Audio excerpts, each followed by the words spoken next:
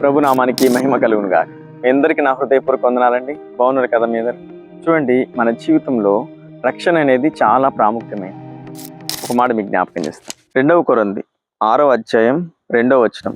ఇదిగో ఇప్పుడే మిక్కిలి అనుకూలమైన సమయం, ఇదిగో ఇదే రక్షణ దినం. దేవునికి స్తుతి కలుగునుగా. రక్షణ దినం. ఈరోజు చాలామంది ఒక నార్మల్గా చర్చికి వెళ్తూ ఉంటారు, నార్మల్గా వెళ్ళి నార్మల్గా అలా వస్తూ ఉంటారు. వాళ్ళు రక్షణ పొందరండి. అలాగే ఒక చర్చికి ఒక యవ్వన స్త్రీ కొత్తగా వెళ్ళేదట. దేవుని నమ్మి బాగా ప్రార్థించేది, బాగా ఆరాధించేది. ప్రభు ఆ బిడ్డను దీవించి మంచిగా ఒక సినిమా ఛాన్స్ ఆమెకి ఇచ్చాడంట. ఆమె హీరోయిన్ అయిపోయి మంచిగా ఎదిగిపోయింది. ఇప్పుడు చర్చికి రావట్లా. పాస్టర్ గారు చాలా నెలలు అయిపోయిందే ఆ అమ్మాయి రావట్లేదని ఎంతో కష్టపడి ఆ అమ్మాయి అడ్రస్ పట్టుకొని ఆ అమ్మాయి ఇంటికి వెళ్ళాడు.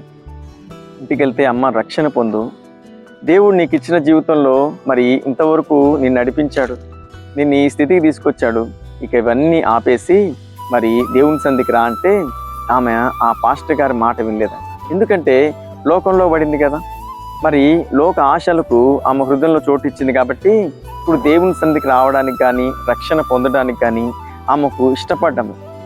ఆ దైవ సేవకుని మాటను తృణీకరించేస్తుంది. నాకు ఇప్పుడు ఎందుకు రక్షణ పొందాలి, ఇప్పుడు నాకు రక్షణ అవసరం ఏంటి, నేను ఇంకా చాలా ఎంజాయ్ చేయాలి, చాలా సినిమాలు చేయాలి, చాలా నేను ఇంకా బిజీ అయిపోవాలి కదా, మరి నాకు రక్షణ తీసుకోవాలన్నప్పుడు నేను తీసుకుంటాను, మీరు చెప్తే నేను తీసుకోనని ముఖాన్ని చెప్పేస్తాను. చాలా బాధతో ఆ సేవకుడు ఇంటికి వచ్చేసాడు. ఇంటికి రాగానే ఒక ఫోన్ కాల్ వచ్చిందండి. ఏంటో తెలుసా, ఈయన ఎవరైతే రక్షణ పొందమని చెప్పాడో ఆ అమ్మాయి యాక్సిడెంట్లో చనిపోయింది.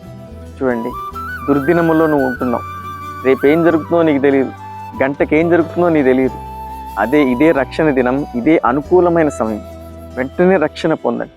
రక్షణ పొందినప్పుడు దేవుడు అద్భుతంగా నిన్ను విడిపిస్తాడు, నిన్ను కాపాడుతాడు, నిన్ను తప్పిస్తాడు. చూడండి, ఆమె ఎన్నో కోరికలు కలిగి ఉంది, ఎన్నో అనుభవించాలనుకుంది, ఎన్నో చేయాలనుకుంది, కానీ చేసే అవకాశం ప్రభు ఆమెకి ఇవ్వలేదు. అదే లాస్ట్ డే అయిపోయినాము. ఈరోజు నువ్వు ఎలా అంటే అలా తిరుగుతున్నావేమో, నాకెందుకు రక్షణ, ఎవరినో ఎంజాయ్ చేయాలనుకుంటున్నావేమో, కానీ ప్రభు నిన్ను పిలుస్తున్నాడు. ప్రభు ఉదయకాలు నీతో మాట్లాడుతున్నాడు. ప్రభువే నిన్ను వాక్యం ద్వారా దర్శిస్తున్నాడు. వెంటనే రక్షణ పొంది దేవుని పాదాలు పట్టుకో.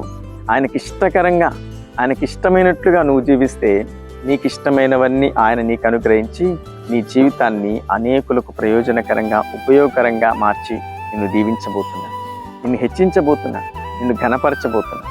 ఈ వాక్య ప్రకారం మిమ్మల్ని అందరినీ ప్రభు సిద్ధపరిచి ఈ ప్రకారంగా ప్రభు మనందరినీ నడిపించును కాక. ఆమేన్.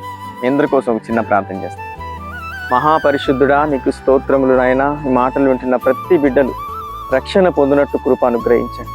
రక్షణ మాకెందుకు అని ఇష్టానుసారంగా తిరిగే యవన బిడ్డలు లేకపోలేరు నాయన. వారందరికీ భయం కలిగించు, భక్తి మార్గంలో నడిపించు, ప్రతి వారికి రక్షణ కలిగించమని నజరేయుడైన యేసుక్రీస్తు నామములో ప్రార్థిస్తున్నాం పరమ తండ్రి.